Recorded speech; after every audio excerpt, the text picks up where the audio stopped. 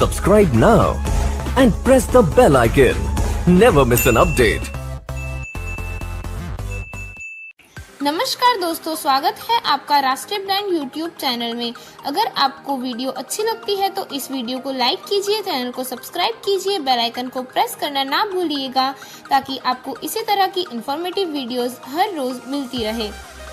दोस्तों, इस वीडियो को ज़्यादा से ज़्यादा अपने फ्रेंड्स एंड फैमिली के साथ शेयर कीजिएगा और अपने अपने ओपिनियन हमें कमेंट बॉक्स में बताना न भूलिएगा।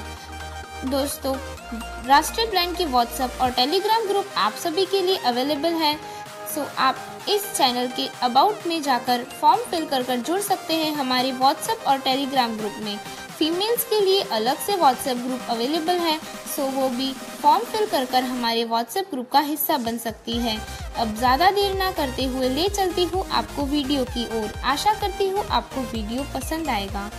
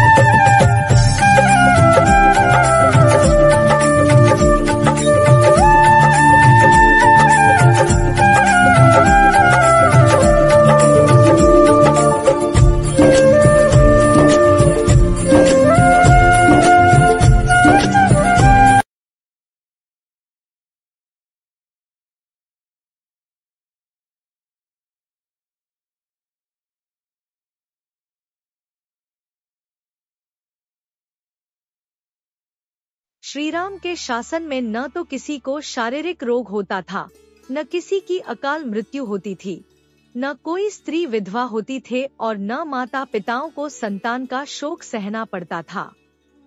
सारा राज्य सब प्रकार से सुख संपन्न था। इसलिए कोई व्यक्ति किसी प्रकार का विवाद लेकर राजदरबार में उपस्थित भी नहीं होता था। किंतु एक दिन एक कुत्ता राजद्वार पर आकर बार बार भौंकने लगा।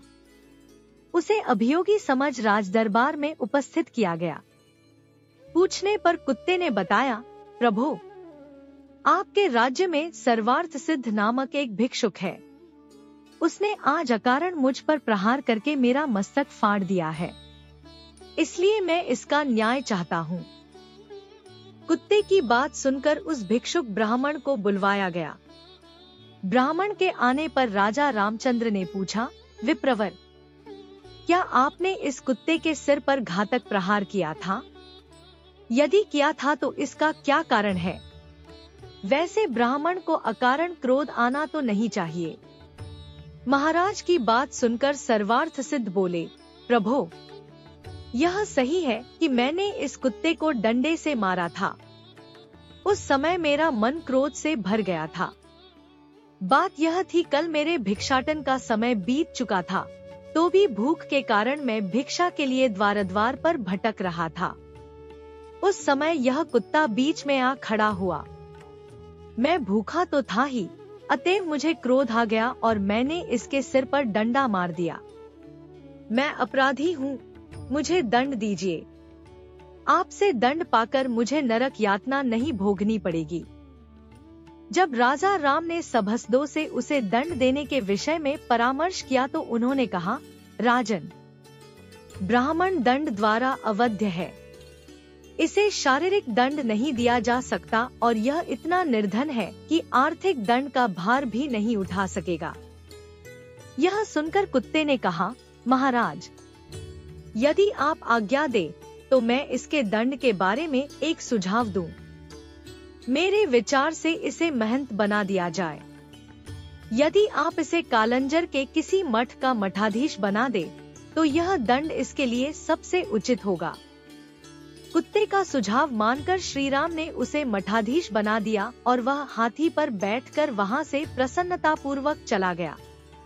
उसके जाने के पश्चात एक मंत्री ने कहा, प्रभु, यह तो उसके लिए उपहार हुआ, दंड नहीं। मंत्री की बात सुनकर श्री राम ने कहा, मंत्रीवर, यह उपहार नहीं, दंड ही है। इसका रहस्य तुम नहीं समझ सके हो।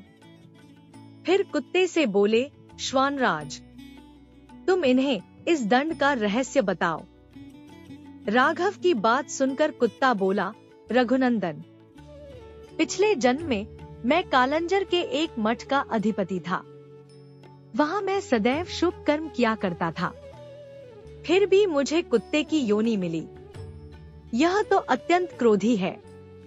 इसका अंत मुझसे भी अधिक खराब होगा। मठाधीश ब्राह्मणों और देवताओं के निमित्त दिए गए द्रव्य का उपभोग करता है, इसलिए वह पाप का भागी बनता है। यह रहस्य बताकर कुत्ता वहां से चला गया।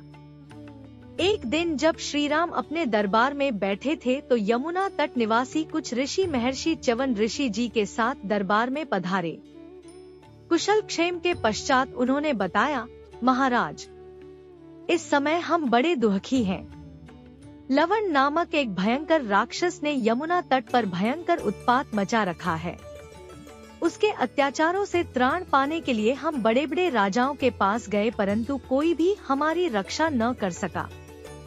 आपकी यशोगाथा सुनकर अब हम आपकी शरण आए हैं। हमें आशा है आप निश्चय ही हमारा भय दूर करेंगे। ऋषियों के यह वचन सुनकर सत्य प्रतिज्ञ श्री राम बोले, हे महर्षियों, यह समस्त राज्य और मेरे प्राण भी आपके लिए ही हैं। मैं आपको वचन देता हूँ कि मैं उस दुष्ट के वध का उपाय शीघ्र ही करूँगा। आप मुझे उसके विषय में विस्तार से बताएं। च्यवन ऋषि बोले, हे राजन, सतयुग में लीला नामक दैत्य का पुत्र मधु बड़ा शक्तिशाली और बुद्धिमान राक्षस था।